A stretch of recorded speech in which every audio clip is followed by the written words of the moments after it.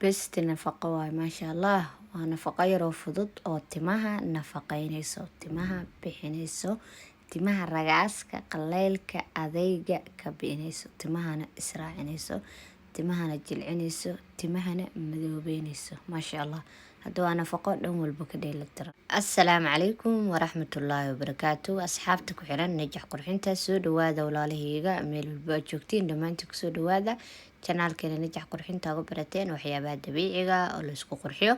waa walaashina Denise 10 kale cusub ayaa walaalahayga maanta inoo wada titlka video ku saarteen. qaybta ugu horeysa video ku soo daawateen wixii wixii hadal ah. Hadda qaybta ugu horeysa muuqaalka ayaan kusoo koobay walaalahayga. Marka hadda hadalka iyo warkeena kuma badinaye nafaqadan dheelitiranka oo timaha lagu dayactirayo oo timaha dhaqsada bixinayso ayaan hadda maanta kasoo tuurnayna. bismillaah, nafaqadii fududeed ayaan hagaajinayna walaal. Marka hore waxaan soo qaatay baamiya ayaan soo qaatay. waa baamiya dhowr xaba oo aan soo jarjaray ayaa weelkeeda inoogu jiro. dhowr xaba oo baamiya waaye. baamiyaha intaas waa ka badsan kartaa waana ka yareysan kartaa. marka hore waxaad u baahan tahay baamiyo ayaad u baahan tahay. baamiyahana timaha aad iyo aad ugu fiican yahay. timaha wuu bixiyaa weliba dhaqsi, timahana nafaqo siiyaa, timaha ragaaska iyo qaleylka uu ka biyaa oo timaha uu jilciyaa. baamiyi ayaan waxaan ku shubanaynaa hadda digsigan ayaan ku shubanaynaa si aan u karino. baamiyihii markii aan digsiga aan kusoo shubanay waxaan kaloo aan ku darayaa biyo ayaan ku darayaa. weelka yaraa oo labadiisa oo biyo ayaan ku daraa. waa biyo cad waaye. biyihii aan baamiyaha aan ku karin lahayn waaye insha allah.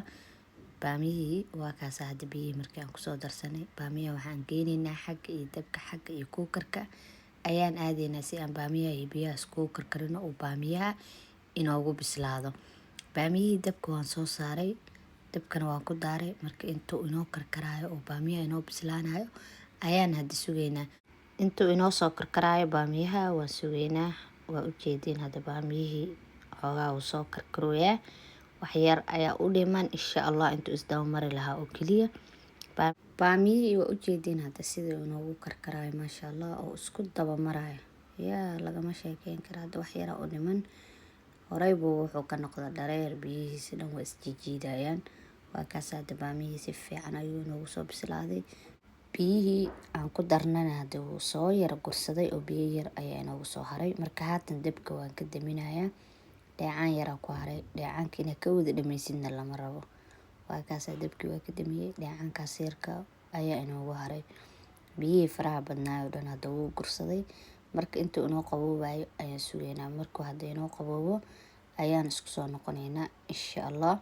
baamiyihii uu inoo soo qaboobay oo ujeediin hadda sidaasuu inoogu soo baxay. markuu inoo qaboobay oo hadda kuleylkii uu ka baxay marka waxaan ku darsanaynaa alaabo kaloo yar oo fudud ayaan ku darsanaynaa. marka koowaad waxaan ku darsanaynaa ukun ayaan ku darayaa. ukunta xabka malahan, waa shahrigii oo keliya waaye. qaybta jaalaha xabkii kuma jiro, waa shahrigii oo keliya. hal xabo ukun ayaan ku daray. waxaan kaloo aan ku darayaa waxa waaye waa dacar waaye. waa dacarta diyaarsan waaye. dacarta freeshka haddaa heli kartidna kaba si fiican. haddaad dacarta freeshka aad heli karinna mid diyaarsan ayaad isticmaali kartaa. dacartii markii aan kusoo daray ukunta hadda alaabta waxoogaa isku yara qasayaa. kadibna hadda alaabtan waa soo shiidayaa. markii aan soo shiido ayaan isku soo noqonaynaa. waxaan ku soo shiidayaa makiinada cabitaanka ama makiinada midda kaloo yar, labadaba waa ku shiidan kartaa. markii aan soo shiido ayaan isku soo noqonaynaa. wax kalena hadda kuma dari doono. intaasoo keliya ayaan isku soo shiidaya. wax biyo uma baahna oo extra. waa intaas oo digsiga inoogu jirto oo keliya ayaan isku soo shiidaa. markaa isku soo shiida ayaan hadda isku soo noqonaynaa. alaabtii waa soo shiiday maasha allah.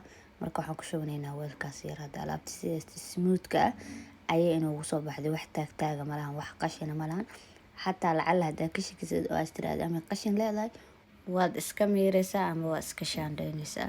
sidoo kale waxaan kaloo aan ku darayaa capsulkan ayaan ku darayaa. waa capsulkii tinta waaye.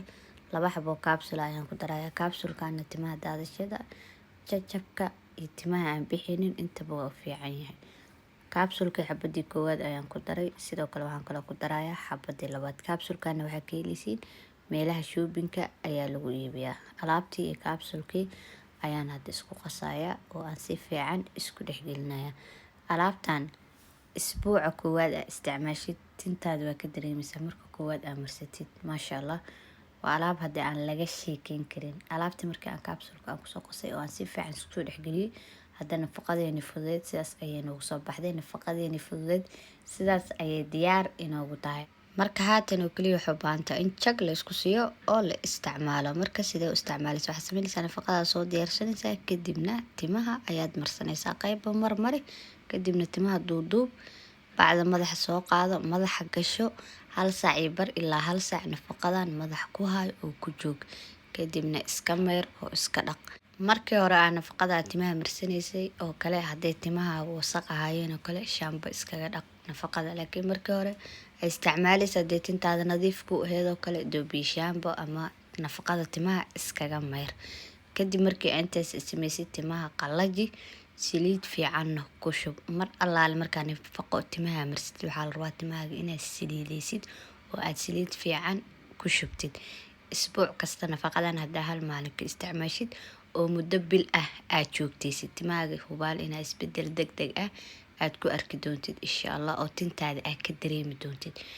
isbuuca koowaad oo nafaqadan aad timaha u isticmaashid ayaadba tintaada ka dareemaysaa. marka koowaad aad ka dhaqaysid timahaaga jileecooda, quruxdooda maasha Allah, shacnigooda adaa ka yaabi doontid insha Allah. marka maxaa u malaynaysaa haddaa dhowr jeer oo kale ku celi. damoor amarsatid waa damoor ay timahaaga sii qurux badnaanayaan insha Allah. muddadaas bisha markaad joogtaysid ha ka joojin hadda timaha nafaqada, mar walbo marso sidaa u bilowday ha ahaato insha. nafaqadan xataa timahaaga hadday adag yihiin oo kale way kuu jilcinaysaa. waa jilciso dabiiciya waaye oo natural ah, waa jilciso bilaa kiimikaala, lagama warami karo hadda insha Allah. marka waxaan rajeynayaa dhammaantiin inaad ka wada faa'iidaysan doontiin. ramadaanka yaa fudud inagu soo haayo. ilaahay ramadaanka nabad iyo barwaaqo iyo caafimaad ha inagu gaarsiiyo. ramadaanka dee hablayaa lis ilaawin insha Allah. waxyaabaha waxaa waaye ha lisla dhaco naturaalka, hadday tin ahaan leed, hadday weji ahaan leed, hadday gacmo ahaan leed, hawshaa laisku wada hadda insha Allah. intaasna waa dardaarankii masaakiintii yareed waaye. waa ogaa ramadaanka biisiga iska badan, howlaha iska badan.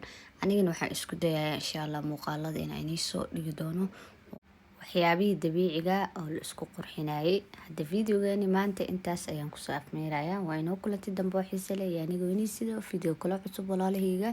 videogaana sii share gareeya si ay walaalo badan uga faa'iidaystaan janaalka. haddii aad ku cusub tahay soo dhawow, minankaaga waaye janaalka. inoo subscribe gare, inoo like gare. haddii aa hore noola joogtan waad ku mahadsan tahay mar walbo sida quruxda badan aa inoola joogtid. muuqaalka haddii aad daawatiinna laygta anaga ilaawinina, waayo laygta waa dhiirigelinteena koowaad.